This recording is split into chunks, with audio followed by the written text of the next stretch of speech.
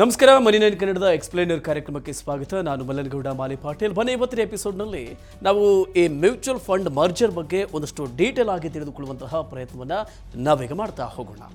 ನೀವು mutual ಫಂಡ್ಸ್ನಲ್ಲಿ invest ಮಾಡಿದರೆ ಸ್ಕೀಮ್ಗೆ ಸಂಬಂಧಿಸಿದ ಬದಲಾವಣೆಗಳ ಬಗ್ಗೆ ಇಮೇಲ್ಗಳು ಅಥವಾ SMS ಅನ್ನು ಮ್ಯೂಚುವಲ್ ಫಂಡ್ ಕಂಪನಿಗಳು ನಿಮಗೆ ಕಳಿಸ್ತಾನೆ ಇರ್ತವೆ. ಮ್ಯೂಚುವಲ್ ಫಂಡ್ ಕಂಪನಿ ಹೊಸ ಸ್ಕೀಮನ್ನು ಬಿಡುಗಡೆ ಮಾಡಿರೋದು, ಫಂಡ್ಗೆ ಸಂಬಂಧಿಸಿದ ರಿಸ್ಕು, ಎಕ್ಸ್ಪೆನ್ಸ್ ರೇಷಿಯೋ, ಹೀಗೆ ಸಂಬಂಧಿಸಿದ ಮಾಹಿತಿ ಅಥವಾ ನಿಯಮಗಳಲ್ಲಿ ಏನಾದರೂ ಬದಲಾವಣೆ, ಈ ಎಲ್ಲ ಮಾಹಿತಿಯನ್ನು ಇನ್ವೆಸ್ಟರ್ಗಳ ಜೊತೆಗೆ ಹಂಚಿಕೊಳ್ಳಲಾಗುತ್ತೆ. ನೀವು ಮ್ಯೂಚುವಲ್ ಫಂಡ್ ಇನ್ವೆಸ್ಟರ್ ಆಗಿದ್ದರೆ ಈ ಮಾಹಿತಿಯನ್ನು ಗಂಭೀರವಾಗಿ ಪರಿಗಣಿಸಿ. ಕಂಪನಿಗಳು ಕಳಿಸಿದ ಇಮೇಲ್ ಅಥವಾ SMS ನೀವು ಓದಿ, ಅದರಲ್ಲಿ ಇರತಕ್ಕಂಥ ಮಾಹಿತಿಯನ್ನು ನೀವು ವಿಶ್ಲೇಷಣೆ ಮಾಡಿ. ಕೆಲವು ಬಾರಿ ನಿಮಗೆ XYZ AMCಯು scheme XYZ mid cap fund ಅಥವಾ ಸ್ಕೀಮ್ XYZ ಸ್ಮಾಲ್ ಕ್ಯಾಪ್ ಫಂಡ್ಗೆ ವಿಲೀನ ಮಾಡೋದಕ್ಕೆ ಪ್ರಸ್ತಾವನೆಗೆ ಮಂಡಳಿ ಅನುಮೋದನೆ ನೀಡಿದೆ ಎಂಬ ಇಮೇಲ್ ಬಂದಿರುತ್ತೆ. ಆಗ ಕೆಲವರು ಆತಂಕಗೊಂಡು ರೆಡಿ ಮಾಡೋದಕ್ಕೆ ಶುರು ಮಾಡಿಬಿಡ್ತಾರೆ. ಆದರೆ ವಿಲೀನದ ಸುದ್ದಿಗೆ ನೀವು ಹೆದರಬೇಕಾಗಿಲ್ಲ. ಮೊದಲು ಮ್ಯೂಚುವಲ್ ಫಂಡ್ ಸ್ಕೀಮ್ನ ವಿಲೀನ ಅಂದರೆ ಏನು ಅನ್ನೋದನ್ನು ನಾವೀಗ ಅರ್ಥ ಮಾಡಿಕೊಳ್ಬೇಕು. ಅಂತಹ ಸಂದರ್ಭದಲ್ಲಿ ಇನ್ವೆಸ್ಟರ್ಗಳು ಏನು ಮಾಡಬೇಕಾಗುತ್ತೆ? ಈ ಮ್ಯೂಚುವಲ್ ಫಂಡ್ಗಳ ವಿಲೀನದ ಅಡಿಯಲ್ಲಿ ಮ್ಯೂಚುವಲ್ ಫಂಡ್ ಸ್ಕೀಮನ್ನು ಕಂಪನಿ ಈಗಾಗಲೇ ಇರುವ ಇನ್ನೊಂದು ಸ್ಕೀಮ್ನಲ್ಲಿ ವಿಲೀನ ಮಾಡಲಾಗುತ್ತೆ ಅಥವಾ ಮರ್ಜ್ ಮಾಡಲಾಗುತ್ತೆ. ಕೆಲವು ಬಾರಿ ಎರಡು ಸ್ಕೀಮ್ಗಳನ್ನು ವಿಲೀನ ಮಾಡಿ ಹೊಸ ಸ್ಕೀಮ್ ಮಾಡಲಾಗುತ್ತೆ.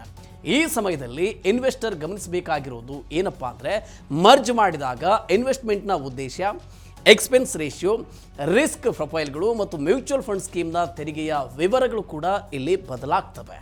ಉದಾಹರಣೆಗೆ, ಇತ್ತೀಚೆಗೆ Aditya Birla Sun Life CRISIL IBX AAA March 2024 index ಅನ್ನು Aditya Birla Sun Life corporate bond ಫಂಡ್ನಲ್ಲಿ ವಿಲೀನ ಮಾಡಿತು. ಇತ್ತೀಚೆಗೆ ಆದ ಎಲ್ಲ ಮ್ಯೂಚುವಲ್ ಫಂಡ್ ಸ್ಕೀಮ್ಗಳ ವಿಲೀನವು 2024 ಏಪ್ರಿಲ್ 2ರಿಂದ ಜಾರಿಗೆ ಬರುತ್ತೆ. ಆದರೆ ವಿಲೀನ ಆದ ನಂತರ ಈಗಾಗಲೇ ಇರುವ ಸ್ಕೀಮ್ಗಳ ಹೆಸರು ಮತ್ತು ಇತರೆ ವಿವರಗಳು ಬದಲಾಗ್ತವೆ. ಆದರೆ ಯೂನಿಟ್ ಹೋಲ್ಡರ್ಗಳ ಮೇಲೆ ಇದರಿಂದ ಯಾವುದೇ ಅಡ್ಡ ಪರಿಣಾಮ ಅಥವಾ ಸೈಡ್ ಎಫೆಕ್ಟ್ ಇರೋದಿಲ್ಲ. ಹಾಗಾದರೆ ಯಾಕೆ ಮ್ಯೂಚುವಲ್ ಫಂಡ್ ಸ್ಕೀಮ್ಗಳು ವಿಲೀನ ಆಗ್ತವೆ? ನೋಡಿ, ಮ್ಯೂಚುವಲ್ ಫಂಡ್ ಹೌಸ್ಗಳು ತಮ್ಮ ಮ್ಯೂಚುವಲ್ ಫಂಡ್ ಸ್ಕೀಮ್ಗಳನ್ನು ಬೇರೆ ಬೇರೆ ಕಾರಣಗಳಿಗೆ ಮರ್ಜ್ ಮಾಡ್ತವೆ. ಕೆಲವು ಪ್ರಮುಖ ಕಾರಣಗಳು ಅಂದರೆ ಮ್ಯಾನೇಜಿಂಗ್ ವೆಚ್ಚಗಳನ್ನು ಕಡಿಮೆ ಮಾಡೋದು, ಸ್ಕೀಮನ್ನು ಸರಳ ಮಾಡೋದು, ಪೋರ್ಟ್ಫೋಲಿಯೋ ಮ್ಯಾನೇಜ್ಮೆಂಟ್ ಸುಧಾರಿಸುವುದು ಮತ್ತು ಸ್ಕೀಮ್ ಆಪರೇಷನನ್ನು ಸ್ಕೀಮ್ ಲೈನ್ ಮಾಡೋದು. ಹೀಗೆ ಮ್ಯೂಚುವಲ್ ಫಂಡ್ ಸ್ಕೀಮ್ಗಳ ವಿಲೀನದಿಂದ ಸ್ಕೀಮ್ನ ಮೂಲಭೂತ ಫೀಚರ್ಗಳಲ್ಲಿ ಬದಲಾವಣೆ ಆಗುತ್ತೆ. ಪ್ಲಾನ್ ಮರ್ಜ್ ಮಾಡಿದಾಗ ಇನ್ವೆಸ್ಟರ್ ಪೋರ್ಟ್ಫೋಲಿಯೋದ ಮೇಲೆ ಪರಿಣಾಮ ಬೀರುತ್ತೆ. ವಿಲೀನ, ಅಸೆಟ್ ಅಲೋಕೇಶನ್, ಸ್ಕೀಮ್ನ ಉದ್ದೇಶಗಳು, ತೆರಿಗೆಯ ಪರಿಣಾಮ ಮತ್ತು ಇತರೆ ಸಂಬಂಧಿತ ಮಾಹಿತಿಯನ್ನು ಇಮೇಲ್ ಮತ್ತು SMS ಮೂಲಕ ಹೂಡಿಕೆದಾರರಿಗೆ ಅಂದರೆ ಮ್ಯೂಚುವಲ್ ಫಂಡ್ ಹೌಸ್ಗಳು ಕೊಡಬೇಕಾಗುತ್ತೆ. ಯಾವುದೇ ಮ್ಯೂಚುವಲ್ ಫಂಡ್ ಕಂಪನಿಯಿಂದ ವಿಲೀನದ ಮೆಸೇಜ್ ನಿಮಗೆ ಬಂದರೆ ದಯವಿಟ್ಟು ಗಾಬರಿ ಆಗಬೇಡಿ. ಮಾರ್ಕೆಟ್ ರೆಗ್ಯುಲೇಟರ್ ಸೆಬಿ ನಿಯಮಗಳ ಪ್ರಕಾರ ಯಾವುದೇ ಎಕ್ಸಿಟ್ ಲೋಡ್ ಇಲ್ಲದೆ ಎಕ್ಸಿಟ್ ಆಗುವುದಕ್ಕೆ ಹೂಡಿಕೆದಾರರಿಗೆ ಮ್ಯೂಚುವಲ್ ಫಂಡ್ ಹೌಸ್ಗಳು ಅವಕಾಶವನ್ನು ಕೊಡಬೇಕಾಗುತ್ತೆ. ಕೆಲವು ಪ್ರಕರಣಗಳಲ್ಲಿ ಒಂದು ಸ್ಕೀಮ್ನಿಂದ ಎಕ್ಸಿಟ್ ಆಗುವ ಶುಲ್ಕವನ್ನು ವಿಧಿಸ್ತವೆ. ಇದನ್ನು ಎಕ್ಸಿಟ್ ಲೋಡ್ ಅಂತ ಕರಿತೇವೆ. ಇನ್ನು ಸೆಬಿ ನಿಯಮದ ಪ್ರಕಾರ ಕನಿಷ್ಠ 30 ದಿನದ ಎಕ್ಸಿಟ್ ಲೋಡ್ ಇಲ್ಲದ ಅವಧಿಯನ್ನು ಫಂಡ್ ಹೌಸ್ಗಳು ಕೊಡೋದು ಕಡ್ಡಾಯ ಆಗಿರುತ್ತೆ. ಈ ಅವಧಿಯಲ್ಲಿ ತಮ್ಮ ನಿರ್ಧಾರವನ್ನು ಹೂಡಿಕೆದಾರರು ಮಾಡಬಹುದು. ಈ ಸಮಯದಲ್ಲಿ ನಿರ್ದಿಷ್ಟ ಸಮಯ ಮಿತಿಯಲ್ಲಿ ಸಮ್ಮತಿಯನ್ನು ನೀಡದೇ ಇರುವವರ ಯೂನಿಟ್ಗಳು ಆ ದಿನದ ನೆಟ್ ಅಸೆಟ್ ವ್ಯಾಲ್ಯೂಗೆ ರಿಡೀಮ್ ಆಗುತ್ತೆ. ವಿಲೀನಕ್ಕೆ ಸಮ್ಮತಿ ನೀಡಿದವರಿಗೆ ಸ್ಕೀಮ್ನಲ್ಲಿ ಮುಂದುವರಿಯೋದಕ್ಕೆ ಅವಕಾಶ ಸಿಗುತ್ತೆ. ಇನ್ನು ಫಿನ್ವೈಸರ್ ಸಂಸ್ಥಾಪಕ ಮತ್ತು CEO ಜೈ ಶಾ ಸಲಹೆ ಪ್ರಕಾರ ಹೂಡಿಕೆದಾರರು ಕೆಲವು ಬದಲಾವಣೆಯ ಬಗ್ಗೆ ಗಮನವನ್ನು ಹರಿಸಬೇಕು. ಹೊಸ ಸ್ಕೀಮ್, ಫೀ ಸ್ಟ್ರಕ್ಚರ್ ಮತ್ತು ತೆರಿಗೆ ಬಾಧ್ಯತೆಗಳ ಉದ್ದೇಶಗಳನ್ನು ಗಮನಿಸಬೇಕು. ಅಲ್ಲದೆ ಫಂಡ್ ಮ್ಯಾನೇಜರ್ಗಳ ಟ್ರ್ಯಾಕ್ ರೆಕಾರ್ಡ್ ಮೇಲೂ ಕೂಡ ಒಂದು ಗಮನವನ್ನು ಇಟ್ಟಿರಬೇಕು.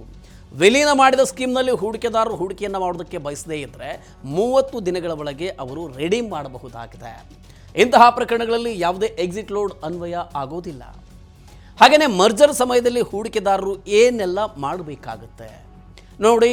ನೋಟಿಸ್ನಲ್ಲಿ ಇರುವ ವಿಲೀನದ ಮಾಹಿತಿಯನ್ನು ನೀವು ದಯವಿಟ್ಟು ಗಮನ ಕೊಟ್ಟು ಓದಿಕೊಳ್ಬೇಕು. ತೆರಿಗೆ ಬಾಧ್ಯತೆಗಳ ಬಗ್ಗೆ ಸಂಶೋಧನೆಯನ್ನು ನಡೆಸಬೇಕು. ಇದು ನಿಮ್ಮ ಪೋರ್ಟ್ಫೋಲಿಯೋದ ಮೇಲೆ ಪರಿಣಾಮ ಬೀರಬಹುದು. ಎಕ್ಸ್ಪೆನ್ಸ್ ರೇಷಿಯೋ ನೋಡಿ, ಇದು ಇನ್ವೆಸ್ಟ್ಮೆಂಟ್ನ ವೆಚ್ಚ ಆಗಿರುತ್ತೆ. ಫಂಡ್ ಹೌಸ್ನ ಹೊಸ ಪ್ರಕಟಣೆಯ ಬಗ್ಗೆ ಅಪ್ಡೇಟ್ ಇರಲಿ. ಫಂಡ್ ಮ್ಯಾನೇಜರ್ ಟ್ರ್ಯಾಕ್ ರೆಕಾರ್ಡ್ ಮೇಲೂ ಕೂಡ ಒಂದು ಗಮನ ಇಟ್ಟಿರಬೇಕು. ಹೊಸ ಸ್ಕೀಮ್ನ ಉದ್ದೇಶಗಳು ನಿಮ್ಮ ಹಣಕಾಸು ಗುರಿಗಳಿಗೆ ಅನುಗುಣವಾಗಿದೆಯೇ ಅಂತ ನೀವು ಕಂಡುಕೊಳ್ಬೇಕು. ಆದರೆ ಮ್ಯೂಚುವಲ್ ಫಂಡ್ ಸ್ಕೀಮ್ನಲ್ಲಿ ಹೂಡಿಕೆ ಮಾಡೋದ್ರಲ್ಲಿ ಮಾರ್ಕೆಟ್ ರಿಸ್ಕ್ ಕೂಡ ಇರುತ್ತೆ. ಮ್ಯೂಚುವಲ್ ಫಂಡ್ ಸ್ಕೀಮ್ನ ವಿಲೀನದ ವಿಷಯದಲ್ಲಿ ಹೂಡಿಕೆದಾರರು ಒಂದು ಕಣ್ಣಿಟ್ಟಿರಲೇಬೇಕು. ಯಾಕೆಂದರೆ ತಮ್ಮ ಹೂಡಿಕೆಯ ನಿರ್ಧಾರ ಮಾಡೋದಕ್ಕೆ ಹೂಡಿಕೆದಾರರಿಗೆ ಕೇವಲ 30 ದಿನಗಳಿರುತ್ತೆ.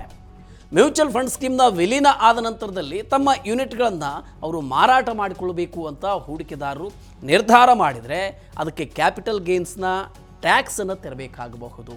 ಆದರೆ ಬಹುತೇಕ ಪ್ರಕರಣಗಳಲ್ಲಿ ಚಿಂತೆ ಮಾಡುವ ಅಗತ್ಯ ಬರುವುದಿಲ್ಲ. ಸ್ವಲ್ಪ ಸಂಶೋಧನೆ ಮತ್ತು ವಿಶ್ಲೇಷಣೆಯನ್ನು ಮಾಡಿಕೊಂಡು ತಮ್ಮ ಲಾಭ ಮತ್ತು ನಷ್ಟವನ್ನು ಹೂಡಿಕೆದಾರರು ಸುಲಭವಾಗಿ ಅರ್ಥ ಮಾಡಿಕೊಳ್ಳಬಹುದು. ಇನ್ನು ಮ್ಯೂಚುವಲ್ ಫಂಡ್ ಸ್ಕೀಮ್ನ ವಿಲೀನವನ್ನು ಅರ್ಥ ಮಾಡಿಕೊಳ್ಳಲು ಯಾವುದೇ ಗೊಂದಲ ಅಥವಾ ಅನಿಶ್ಚಿತತೆ ಇದ್ದರೆ ಹಣಕಾಸು ಸಲಹೆಗಾರರ ಸಹಾಯವನ್ನು ನೀವು ಪಡೆಯಬಹುದು. ಓಕೆ, ಈ ರೀತಿಯ ಇನ್ನಷ್ಟು ಮಾಹಿತಿ ಮತ್ತು ಪರ್ಸನಲ್ ಫಿನಾನ್ಸ್ ವಿಚಾರಗಳಿಗೆ ಡೌನ್ಲೋಡ್ ಮಾಡಿ ಮನಿ9 ಕನ್ನಡ ಆ್ಯಪ್ ಹಾಗೂ ಯೂಟ್ಯೂಬ್ನಲ್ಲಿಯೂ ಸಬ್ಸ್ಕ್ರೈಬ್ ಆಗಿ, ಲೈಕ್ ಮಾಡಿ, ಶೇರ್ ಮಾಡಿ. Thank you.